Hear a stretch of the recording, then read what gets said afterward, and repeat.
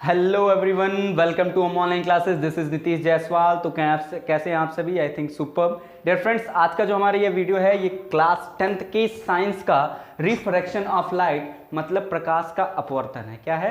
प्रकाश का अपवर्तन होता क्या है, आइए इसको समझते हैं। एग्जाम के पॉइंट ऑफ व्यू से बहुत ही इंपॉर्टेंट है प्रकाश का अपवर्तन। ठीक है, देखिए मैंने यहाँ कोई फिगर बनाया है।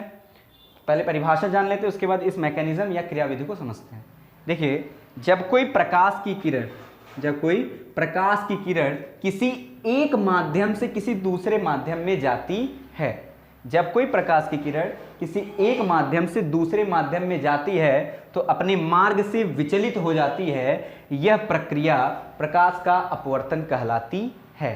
क्या? जब कोई प्रकाश की किरण, ठीक है, जब कोई प्रकाश की किरण एक माध्यम से दूसरे माध्यम में जाती है तो इस प्रक्रिया को प्रकाश का अपवर्तन कहते हैं। ये एक माध्यम से दूसरे माध्यम में जाने का उदाहरण क्या है? जैसे सूर्य का प्रकाश वायु से होके पानी में जाए, या किसी प्रकाश को ग्लास स्लैब से गुजारा जाए, या प्रकाश पानी के अंदर कैसे जाएगा, उसकी चाल क्या होगी, या उस प्रकाश कैसे पानी के अंदर जाता है, ये वहाँ पर कौन सी घटना घटित होती है।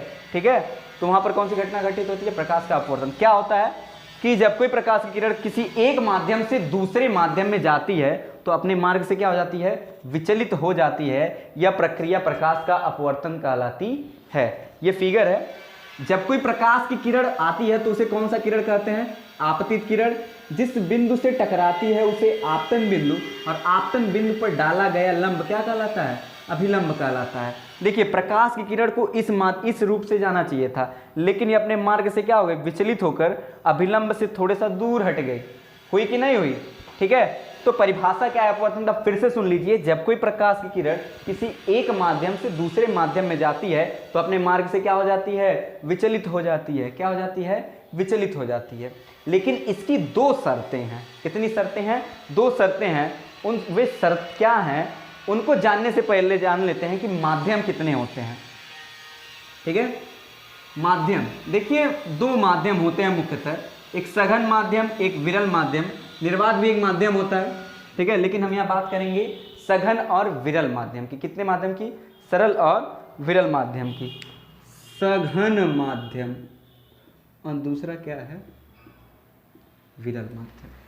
सघन माध्यम वह माध्यम होता है जिसमें उस माध्यम के अणु बहुत ही पास पास होते हैं। क्या होते हैं? बहुत ही पास पास। और विरल माध्यम क्या होता है? विरल माध्यम के में जो अणु होते हैं, ठीक है, उस माध्यम के जो अणु होते हैं थोड़े से क्या होते हैं? बहुत दूर दूर होते हैं। वो कौन सा माध्यम होता है? विरल माध्यम। सघन माध्यम में अणु बहुत ही पास पास, विरल माध्यम में अणु बहुत ही दूर दूर होते हैं। ठीक है, तो ये हो गया हमारा सघन माध्यम से विरल माध्यम, सघन माध्यम और विरल माध्यम। तो इसमें दो शर्तें बनती हैं प्रकाश के अपवर्तन की। क्या? कि प्रकाश सघन माध्यम से विरल माध्यम में जाए, और दूसरा है विरल माध्यम से सघन माध्यम में जाए। तो एक एक करके डिस्कस करते हैं। पहला है, जब प्रकाश सघन माध्यम से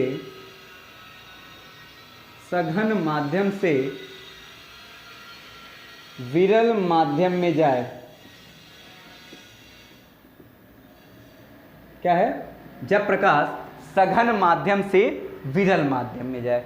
तो आइए समझते हैं क्या होगा जब प्रकाश की किरण सघन माध्यम से विरल माध्यम में जाएगी।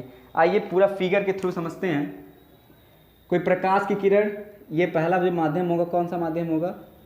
सघन माध्यम, और नीचे क्या होगा? विरल माध्यम। जब कोई प्रकाश की किरण सघन माध्यम से आती है तो ये जो प्रकाश की किरण आती है इसे कौन सा किरण कहते हैं? आपतित किरण। जिस बिंदु से टकराती है उसे आपतन बिंदु, और आपतन बिंदु पर डाला गया लंब अभिलंब कहलाता है। तो जब कोई प्रकाश की किरण सघन माध्यम से विरल माध्यम में आती है, देखिए प्रकाश इस माध्यम में आ रही है तो इस प्रकाश की किरण को इस प्रकार से जाना चाहिए था। लेकिन जब कोई प्रकाश की किरण सघन माध्यम से विरल माध्यम में आती है तो वो अपने अभिलंब से दूर हट जाती है। क्या हट जाती है? दूर। देखिए प्रकाश की किरण आ रही थी इस प्रकार से और इसी माध्यम में सीधे जाना चाहिए था, लेकिन ये अपने अभिलंब से कहाँ हट गई? दूर हट गई। तो क्या होता है जब कोई प्रकाश की किरण सघन माध्यम से विरल माध्यम में जाए तो जब कोई प्रकाश की किरण सघन माध्यम से विरल माध्यम में जाती है तो अपने अभिलंब से दूर हट जाती है। कहाँ हट जाती है? दूर हट जाती है। ठीक है, क्या है? जब कोई प्रकाश की किरण सघन माध्यम से विरल माध्यम में आती है तो वो अपने अभिलंब से क्या हो जाती है? दूर हट जाती है। ये इसकी पहली शर्त थी। क्या? जब प्रकाश सघन माध्यम से विरल माध्यम में जाए। ठीक है, अपवर्तन की क्रिया में तो क्या होता है? प्रकाश अभिलंब से क्या हो जाती है? दूर हट जाती है। ठीक है फ्रेंड्स, तो दूसरी शर्त क्या होगा? ये फिगर नोट कर लीजिए और पॉइंट भी नोट कर लीजिए।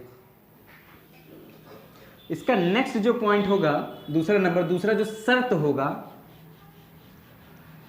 जो दूसरा शर्त है कि जब प्रकाश विरल माध्यम से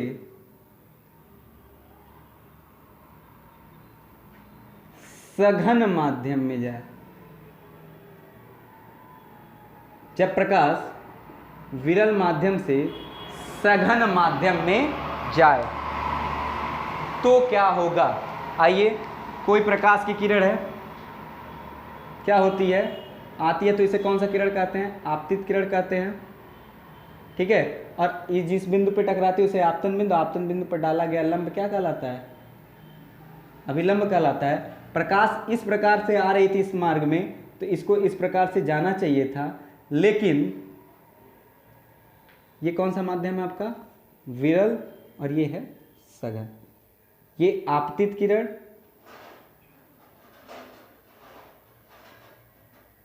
ये अभिलंब। ठीक है, तो जब कोई प्रकाश की किरण विरल माध्यम से सघन माध्यम में आती है तो ये प्रकाश की किरण अभिलंब की तरफ झुक जाती है। क्या हो जाती है? अभिलंब की तरफ झुक जाती है। क्या? जब कोई प्रकाश की किरण विरल माध्यम से सघन माध्यम में आती है तो अपने अभिलंब की तरफ झुक जाती है। पहला शर्त क्या था? कि जब कोई प्रकाश की किरण सघन माध्यम से विरल माध्यम में जाए तो क्या होता है? अभिलंब से दूर हट जाता है। और जब कोई प्रकाश की किरण विरल माध्यम से सघन माध्यम में आता है तो अपने अभिलंब की तरफ क्या होता है? झुक जाता है।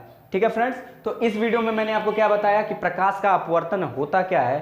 तो जब कोई प्रकाश की किरण किसी एक माध्यम से दूसरे माध्यम में जाती है तो अपने अभिलंब से क्या हो जाती है? या अपने मार्ग से विचलित हो जाती है। क्या?